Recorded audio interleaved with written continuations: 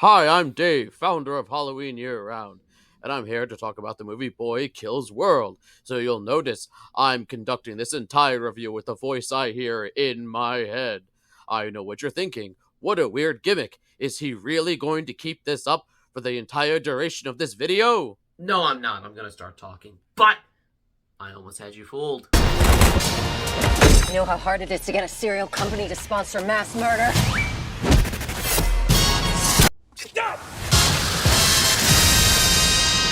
So, Boy Kills World. I don't even know what to categorize this movie. It's like part of it. It's like action, exploitation, sci-fi, dystopia. It's not even really horror, but I don't care. I want to talk about it on this channel. Um, the best way I can describe it is it's like Hunger Games on LSD and cocaine. So you have your titular boy played by Bill Skarsgård, who gives an amazing performance for never speaking a single word. Like, all of his acting is just facial expressions. And I mean, yeah, he has the epic voice narrating, but Skarsgård himself has to convey so much with just his face. And I think that's something he did really, really well when he played Pennywise, and something he does really, really well here. So he's been training. You know, there's this dictator, Hilda Vanderkoor, played by Famke Janssen from the X-Men movies. She played Jean Grey. And, you know, she killed his family. And, you know, he's been training for years to get revenge. So there's this thing called the culling, where it's, like I said, it's this televised death match thing.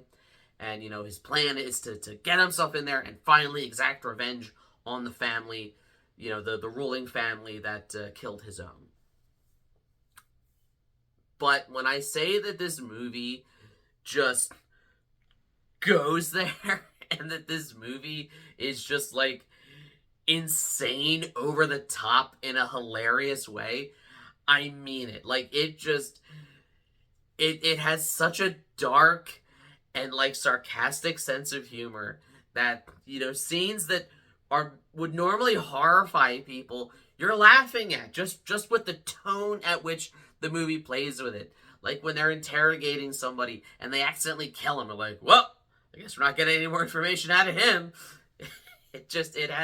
It's so high energy and just so much fun, and really, really, and I cannot stress this enough, really violent and gory. It's the perfect, like, popcorn action movie for someone who's just looking for a good time. And you can't beat this cast. I mean, you've got Bill Skarsgård in the lead. You've got Jessica Roth playing this, like, helmeted warrior person who, you know, for those of you who are familiar with horror movies, she was in Happy Death Day 1 and 2. You've got Brett Gelman, who you probably don't know his name, but you know him as Murray from Stranger Things, and he plays one of the Vanderkoor family members that is prone to these, like, hilarious outbursts that you swear he's just Murray from Stranger Things. Like, that's his shtick, but it's a shtick he does really, really well, and I love that he does it. You've also got Sharlto Copley, who, of course, is from District 9 and you know, all the Neil Blomkamp movies. I know I butchered his name. I'm sorry. I admit it. But it's just such an interesting cast of characters. And I love this world. I love that it's intentionally vague, that we don't know how the Vanderkoor family took over. They talk very vaguely about how, yes, there was chaos.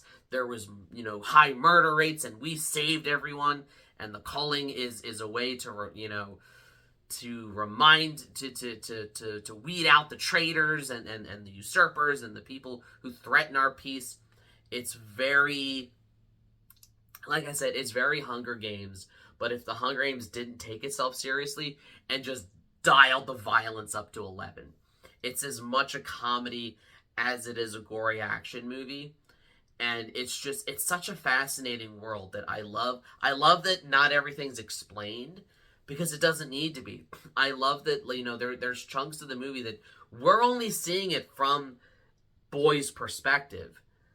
And, like, there's this one character who just, like, we never know what he's actually saying, because he speaks like nonsense, but that's how Boy is reading his lips, and we, the audience, never actually know what he's saying. And there's just so many, you know, running gags like this.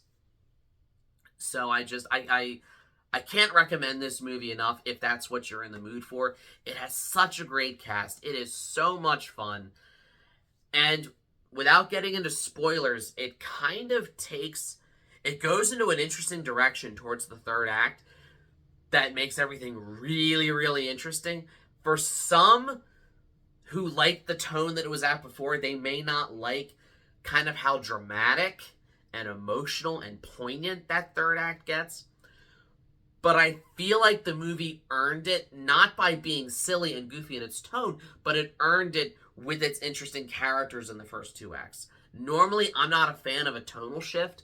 If a movie's going to take itself seriously, or a movie's going to be really funny and campy, you try mixing that, it doesn't always go well. I think this movie earned it, though, but I can understand why people would disagree. Again, I don't want to get into spoilers. It's still in theaters, and, I definitely recommend all of you go see it if you haven't already. But hey, these are just my thoughts. Let me know in the comments, what did you think of this movie? Do you hope they do another one? Was it comparable to anything you've ever seen before? Like, share, subscribe, all the YouTube stuff. If you don't, you may end up on the receiving end of any of the insane, over-the-top, hilarious kills in this movie. And as always, every day is Halloween.